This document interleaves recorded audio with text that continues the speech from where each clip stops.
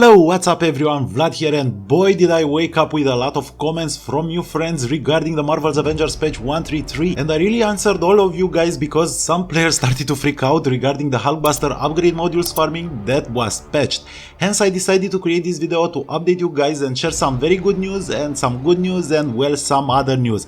So first let's talk about the Marvel's Avengers farming method you guys used in the past to get a lot of upgrade modules for your high level gear. Yes, it was patched and it is not working anymore, but although you may be disappointed, there is no need, and I'm going to explain why.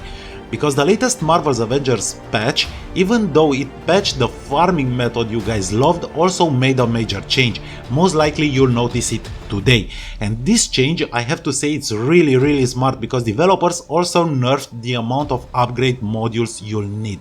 So basically, even though the upgrade modules are still important, you'll need less to get your high level gear to power level 140. And for this I have prepared a small demonstration. Notice this piece of legendary gear. The first upgrade costs 3 upgrade modules and it increases as we upgrade it.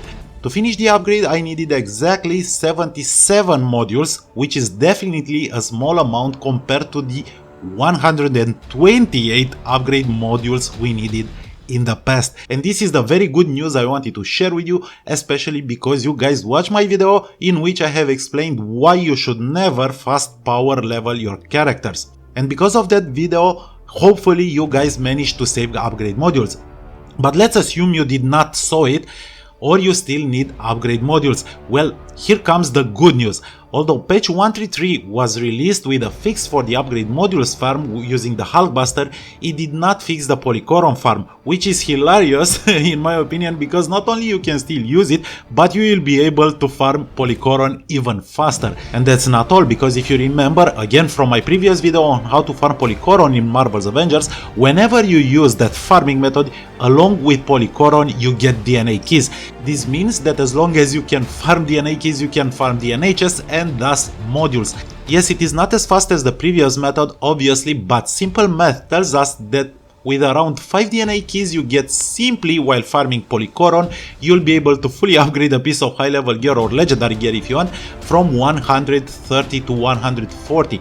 And again, let's see if this still works without going into details and what has changed. So, as you can see here, I am playing offline, meaning that if I go to PlayStation 4 settings, my connection to the internet was closed. Now again, we will reverse the time one day simply by going to date and time, unchecking the adjust daylight saving automatically, and then in the date and time setting, we will set the date to the previous day. Now back to Chimera, we can see that developers added the remote faction terminals, which are great because they will save us a lot of time since those annoying loading screens have been removed. So once we reverse the time, we will visit both terminals, pick all assignments and villain sector missions.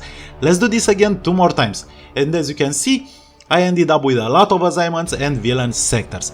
Remember that you can't have more than 64 assignments at the same time, so this farming method still works clearly.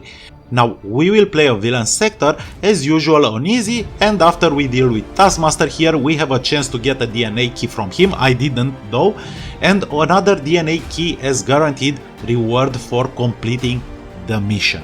And the next step is as usual to play the Elite Thunderbolt mission on Brutal and get all DNA chests there. As I said, I won't go over that again because most likely you saw that video already, and if not, I'll post the links in the comments below.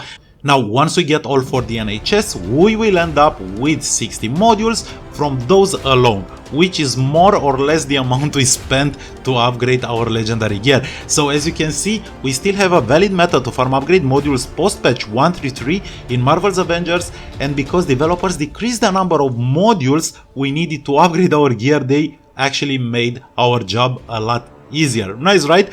And that's it guys, simply farm Polychoron to get the DNA keys, because you can still do that, then use those DNA keys for the chests as we did in the past, and I am pretty sure you won't need to look for more upgrade modules anymore, provided you spend them wise, that is.